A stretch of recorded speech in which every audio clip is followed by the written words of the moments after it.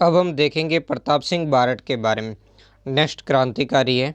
इससे पहले के पार्ट में हमने केसर सिंह बारठ है, सागरमल गोपा, अर्जुनलाल सेठी, विजय सिंह पथिक आदि के बारे में हमने देख लिया था। वो पार्ट अगर आपने नहीं देखे तो प्लेलिस्ट के अंदर जाकर के आप जरूर देख ले। देखो, बात उन दिनों की हम कर रहे हैं जब भारतवर्ष से जो दासता की पीड़ा से करा रहे थे, और उस समय ही कुछ साहसी भारतीय युवक अंग्रेजों की जो दास्ता है, अंग्रेजी जो दास्ता के जुए को उतार फेंकने का क्या कर रहे थे, प्रयास कर रहे थे। उन्हीं में से एक थे प्रताप सिंह बारठ।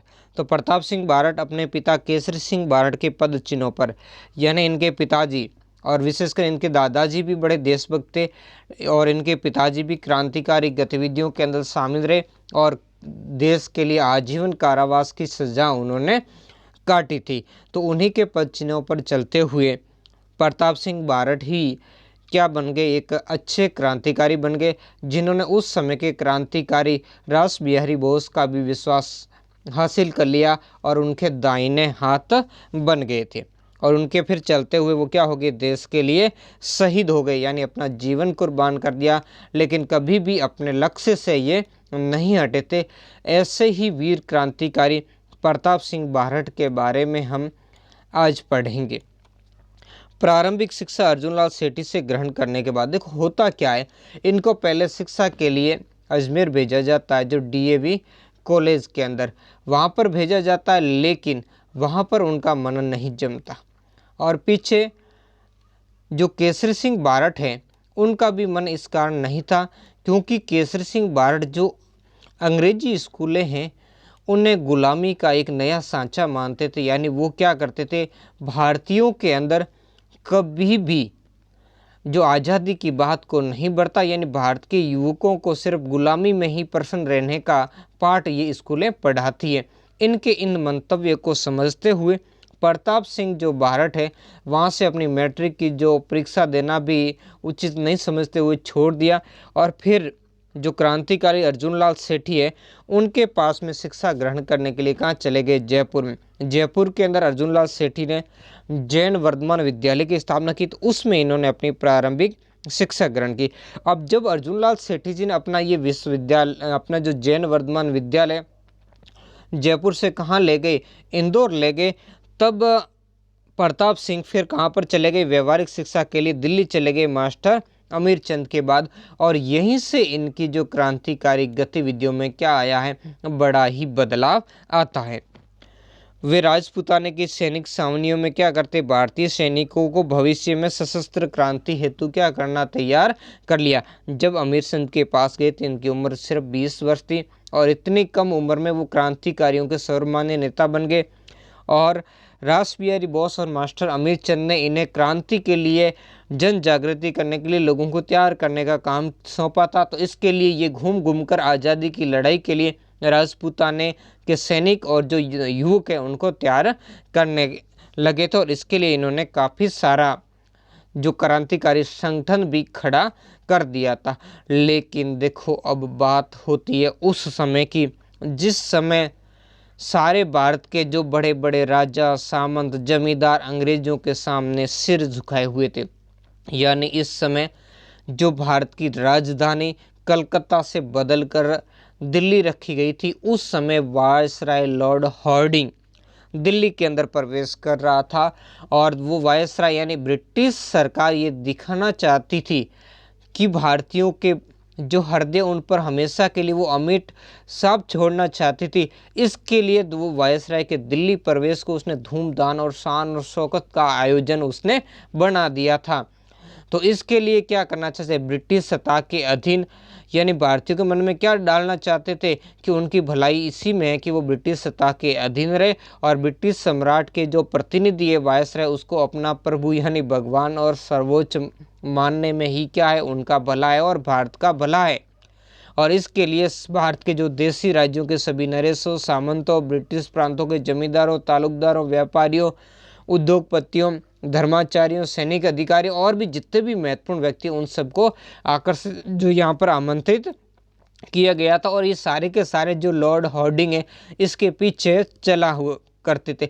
लेकिन इधर क्रांतिकारियों ने भी इनसे ही बड़ा जलसा यहाँ पर आयोजित किया था, जिसकी खबर से शायद उस समय के वायसराय और अंग्रेजी प्रशासन बिल्कुल ही बेखौफ थे। तो बात होती है 1912 की। तो 1912 के अंदर जैसे ही इनका जुलूस चांदनी चौक पर पंजाब नेशनल जो बैंक है उसकी ऑफिस पर फेंका, तो उसी समय क्रांतिकारी कौन, जो रास बिहारी बोस के द्वारा ही तैयार किए गए थे, उसमें दो थे, एक तो जोरावर सिंह भारत और उनके साथ थे उनके भतीजे। कौन थे? भतीजे प्रताप सिंह भारत। तो यहाँ पर जोरावर सिंह भारत ने क्या कर दिया, लॉर्ड हार्डिंग पर बम फेंक दिया, और जिसके कारण हालांकि लॉर्ड हार्डिंग बच गया था, वो केवल घायल हुआ था, और जो उसका छत्री था महावीर सिंह वो इसमें क्या किया था, मारा गया था। बाद में यहाँ से साचा भतीजे ऐसे वहाँ से खिसक गए उस भीड़ से कि अंग्रेज सरकार चाह करके भी क्या कर सकी, उनको पकड़ नहीं सकी। सशिंद्र नाथ सान्याल और विष्णु जो पिंगले और करतार सिंह सरावत जैसे प्रमुख क्रांतिकारियों से भी संपर्क हुआ था। किसका? जो प्रताप सिंह भारत। तो यानी विभिन्न क्षेत्रों में ये घूमते रहे, बंगाल, पंजाब, दक्षिण भारत, सभी क्षेत्रों में क्या करते थे, ये निरंतर क्रांतिकारी गतिविधियां करते रहते। और एक बात की घटना आपको बताऊं, जब मास्टर अमीरचंद के बाद दिल्ली के अंदर गए थे, तो मास्टर अमीरचंद ने इन्हें व्यवहारिक शिक्षा यानी क्रांतिकारी गतिविधियों के अंदर प्रशिक्षित किया था, जिसमें क्या था, जो सरकारी कार्यालयों से वेश बदलकर गुप्त सूचनाएं प्राप्त करना, सैनिकों के बीच में संदेशों का आदान प्रदान करना, तो इस बातों में उनको प्रशिक्षण किया था। और एक बार तो उन्होंने अपने गुरु अमीरचंद को भी इस मामले में चकित कर दिया था। जब वो वेश बदलकर उनसे बात कर रहे थे तो अमीरचंद भी उसको नहीं पहचान पाए। बाद में उन्होंने अपनी पहचान खुद बताई थी कि आपने मुझे नहीं पहचाना, मैं आपका ही शिष्य प्रताप सिंह हूँ। तब अमीरचंद भी उनके इस बातों से क्या हो गए थे, बहुत ही गदगद हो गए थे।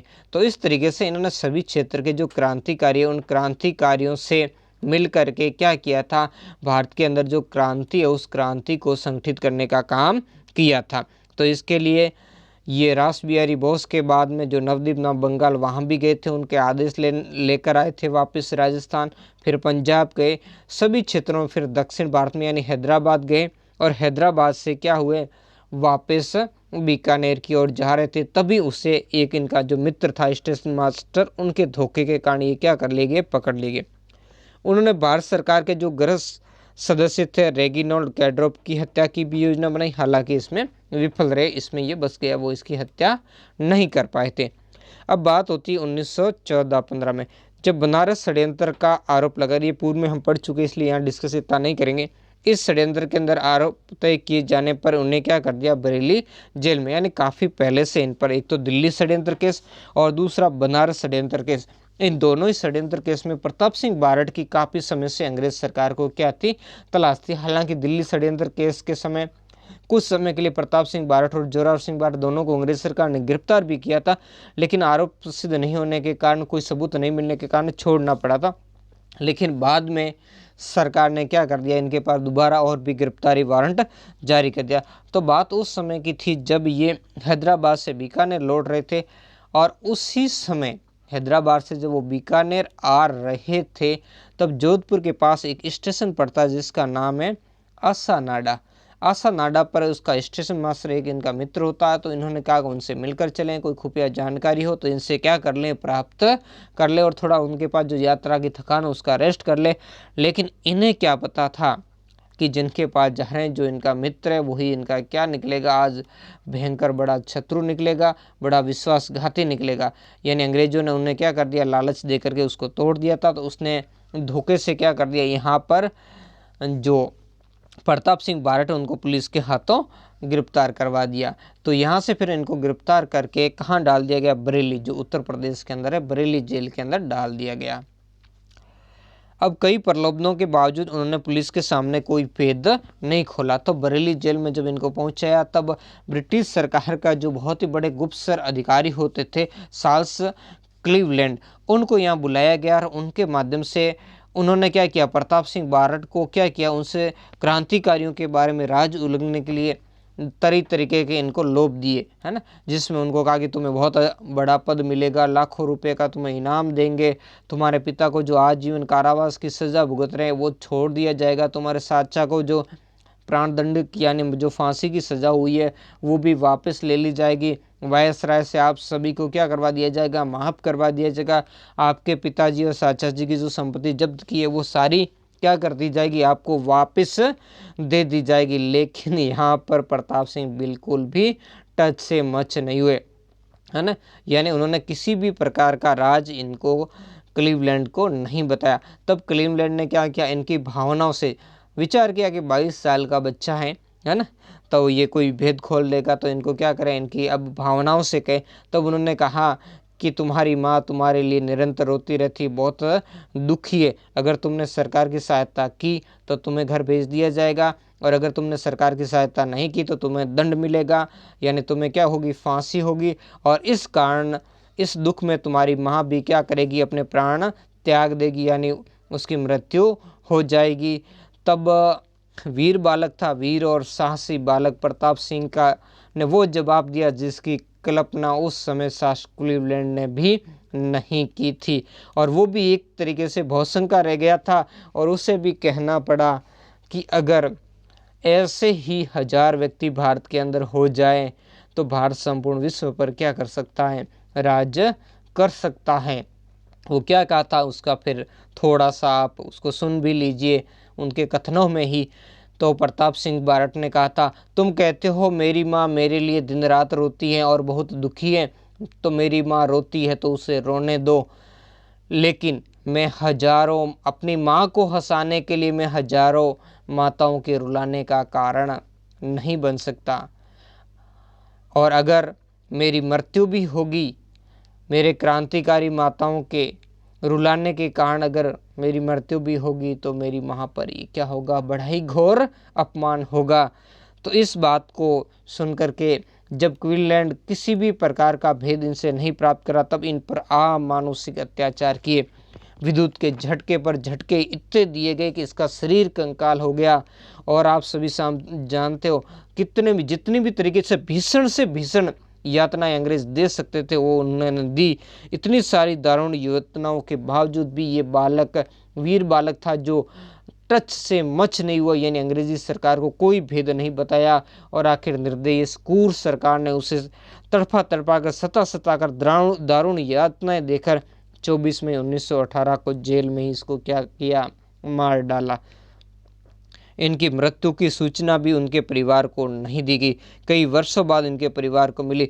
जब केसरी सिंह बारट जी जेल से छूट कर आए थे तब ही वो इनकी मृत्यु की जानकारी प्राप्त कर पाए थे। तब उन्होंने कहा था कि भारत माता का लाल उसी के लिए शहीद हो गया। यानी उन्होंने कहा था जिस काम के लिए उनको तैयार किया गया उस मंजिल को वो क्या कर गया, प्राप्त कर पाया। यानी प्रताप सिंह बारट की मृत्यु का केसरी सिंह बारट ने कोई दुख भी नहीं मनाया था। तो ये थे वीरवर बालक प्रताप सिंह बारट। कैसा लगा कमेंट करके ज़रूर बताएं। वीडियो को लाइक कमेंट शेयर करें, और अगर आप मेरी चैनल पर पहली बार आए तो चैनल को सब्सक्राइब करना न भूलें। धन्यवाद।